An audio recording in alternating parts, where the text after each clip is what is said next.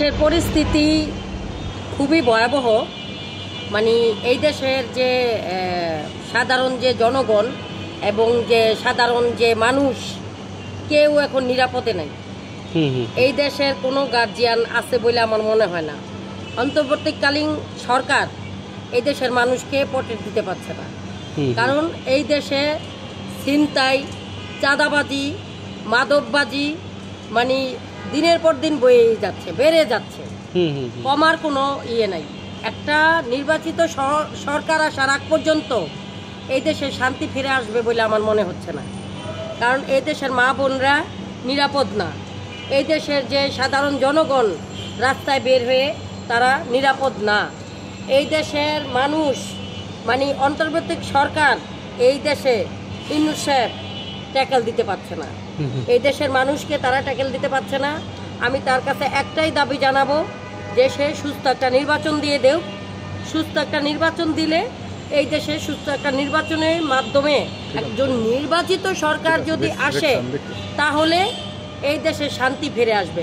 নয়তো শান্তি বলতে কি, এই দেশের কোনো গণতন্ত্র নাই। যে গণতন্ত্রের জন্য আমরা 17 বছর লড়াই করেছি রাস্তায়, আমরা মাঠে যে কষ্ট করেছি, যেই গণতন্ত্রের জন্য আমাদের মা বেগম খালেদা জিয়া জেল খেটেছেন, ত্যাগ স্বীকার করেছেন।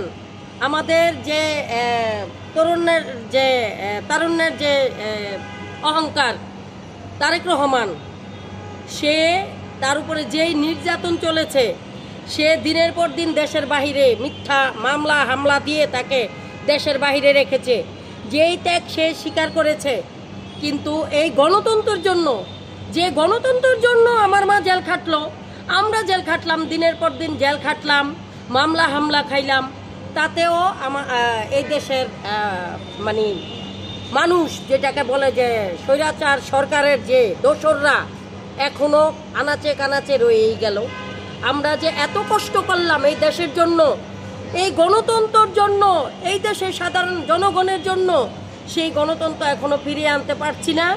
আমি মনে করি যে একজন নির্বাচিত সরকার আসলে তাহলে এই দেশে শান্তি ফিরে আসবে।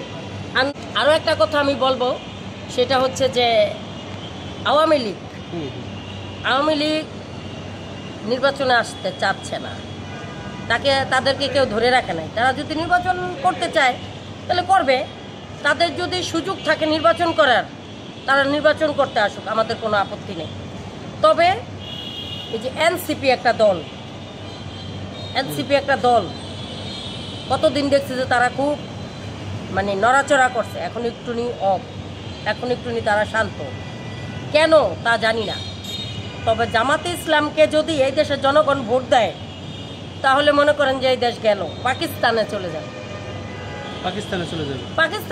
যাবে। কারণ এই জামাতে ইসলাম কোনোদিন কিন্তু এই দেশের জনগণের জন্য লড়াই করে নাই।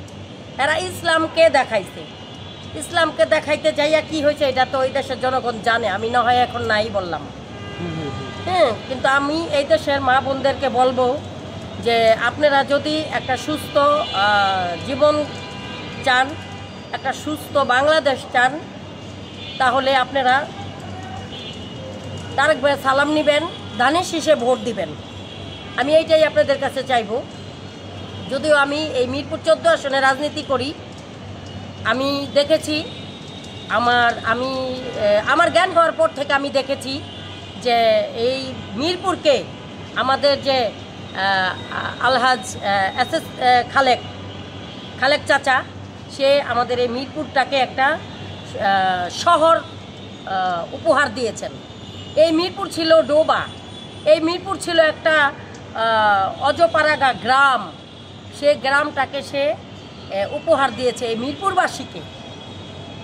আমি শুধু আমাদের এই মিরপুর নিয়েই বলবো, আমি কিন্তু শুধু মিরপুরে এই রাজনীতি করি না, শুধু এই 14 আসনে রাজনীতি করি না, আমি মনে করেন যে সারা বাংলাদেশে রাজনীতি করি। আমাদের যে হেলেঞ্জারিন খান আপা আছে মহিলা দলের, আপার বাড়ি হয়েছে মাদারীপুর, আপা মিরপুরে এই মাদারীপুরে সে নির্বাচন করবে, সংসদ নির্বাচন। হ্যাঁ, তো আপার এলাকায় আপা খুব জনপ্রিয়। হ্যাঁ, কিন্তু তারপরও আমি আপার সাথে যে ওইখানে ঘুরেছি, তারেক ভাই যখন শহীদ পরিবারের জন্য যে গিফটগুলি দিয়েছে, হেলেন জেরিন খান আপার সাথে আমি 14 আসন থেকে গিয়েছি।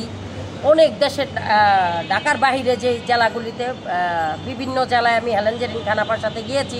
কিন্তু আমি আমাদের যে এস সিদ্দিক সাজু ভাই, আমাদের যে জনতার এমপি, এখন যে এই 14 আসনের এমপি ক্যান্ডিডেট সাজু ভাইয়ের মতো এরকম নেতা আমি কোথাও দেখি নাই।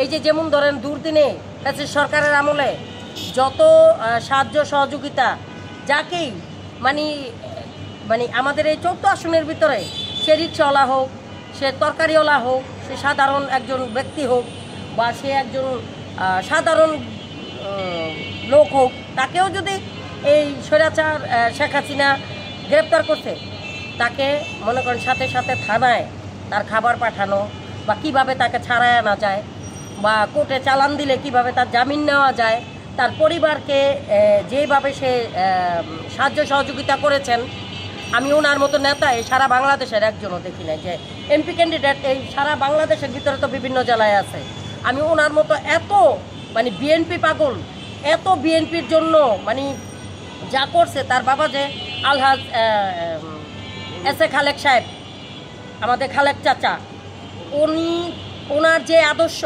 সেই আদর্শটাকে সাজু ভাই ধরে রেখেছেন। হ্যাঁ, তো আমি এই 14 আসনে রাজনীতি করেছি। তো দুর্দিনে এই সাজু ভাই আমাদেরকে নিয়ে মনে করেন যে এই স্বৈরাচার শেখ হাসিনাকে হটানোর জন্য যত রকমের আন্দোলন, প্রত্যেকটাতে ভাইয়া আমাদেরকে সাহস দিয়েছে, ভাইয়া আমাদের সাথে ছিল, ভাইয়া আমাদের সাথে ভাইয়া আমাদেরকে নিয়ে কাজ করেছে। কিন্তু ভাই আমি বলবো যে তখন এই জামাত শিবির কোথায় ছিল?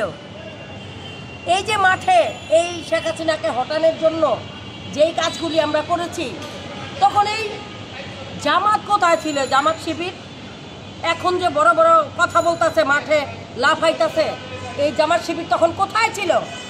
তখন এই বিএনপি মাঠে ছিল। এখন কত রকমের ওই ডাকসু নুরু, যেটাকে বলে যে সিরিয়াংটি, তারপরে যে কত রকমের এনসিপি, ওই সিপি, সেই সিপি, হ্যাঁ, এত তখন তারা কোথায় ছিল? একমাত্র এই বিএনপি এই মাঠে ছিল। এই স্বৈরাচার শেখ হাসিনাকে হটানোর জন্য এই বিএনপি এই মাঠে ছিল। আর এই যে আমি আরও একটা কথা বলবো, যে ডাকসু নির্বাচন হলো যে ইউনিভার্সিটিতে, ঢাকা ইউনিভার্সিটিতে, এখানে দেখাইলো যে জামাত জিতে গেল। জামাতে যে আওয়ামী লীগের কিছু কিছু যারও সন্তান আছে না, আওয়ামী লীগের কিছু কিছু কুলাঙ্গার আছে না, ওগুলিই তো এই যে শেখ হাসিনাকে হটাইল, ওগুলিই কিন্তু শেখ হাসিনারে হটাইল। ওরা মনে করেন যে জামাতের কাছ থেকে টাকা খাইয়া দলের সাথে বেইমানি করছে। আওয়ামী লীগ দলের সাথে বেইমানি করে ওরা জামাতের পায়জামার ভিতরে ঢুকা, তারপরে ওরা এই যে আপনার এই নির্বাচন করলো, বুঝছেন? ওরা টাকা দিয়ে একটা করে 50,000 60,000 টাকা করে একটা করে ভোট কিনছে, কিনে এখন এই দেশের জনগণকে দেখাইছে যে জামাত জিততে গেছে। শুনেন, ওই ডাকসু নির্বাচন আর জাতীয় নির্বাচন এক হবে না, কখনোই না। তবে এই দেশের জনগণকে সতর্ক করে দিল যে জামাত চোর, ভোট চোর। আমরা আগে স্লোগান দিতাম চোর চোর ভোট চোর, শেখ হাসিনা ভোট চোর। এখন আমি বলবো যে চোর চোর ভোট চোর, জামাত শিবির ভোট চোর। ওরা চুরি করে তারপরে এই যে এই ডাকসু নির্বাচনে জিততে গেছে, বুঝছেন? এই দেশের জনগণ এখন অনেক সতর্ক। ওরা যতই ঘরে ঘরে ওই যে মানুষকে লোভ দেখাচ্ছে, নারীদেরকে সেলাই মেশিন কিনে দিতেছে, কাউকে চাউলের বস্তা কিনে দিচ্ছে, কাউকে তরকারি বেচা খাইতে চালান দিতেছে, এই পর্যন্তই ভোট কিনতেছে এটা। তারপরে ওরা যদি কোনোভাবে যাইতে পারে, তখন কিন্তু এই মানুষগুলিকে আর চিনবে না। তার ওরা এইভাবে ভোট কিনতেছে। আর বিএনপি এইভাবে ভোট কিনুন লাগবে না, বিএনপিকে জনগণ এইভাবেই ভোট দিবে। ওরা যতই সেলাই মেশিন দেব, আপনাকে একটা সেলাই মেশিন দিবে, সেই সেলাই মেশিনে কি সেলাই করবে? বরকা সেলাই করতে হবে। কারণ আপনাকে সেলাই মেশিন যে গিফট করলো, আপনি কি বরকা সেলাই করতে পারেন? জামাত তো বরকা পরাবে, সেই বরকা সেলাই করার জন্য সেলাই মেশিন দিতে আছে, কিন্তু এতে কোনো কাজ হবে না। সেলাই মেশিন কদিন পরে ওই যে মিরপুরের বাসী তুরাক সিটিতে ফেলাবে, আর ওই বরিশালের ওরা পদ্মা নদীতে ফেলবে, মুন্সিগঞ্জের মানুষ বুড়িগঙ্গায় ফেলবে, বুঝছেন? ওগুলি কোনো কাজ আসবে না। জামাত শিবিরকে এদেশের জনগণ ভোট দিবে না। তারা অনেক কষ্ট করেছে, অনেক নির্যাতন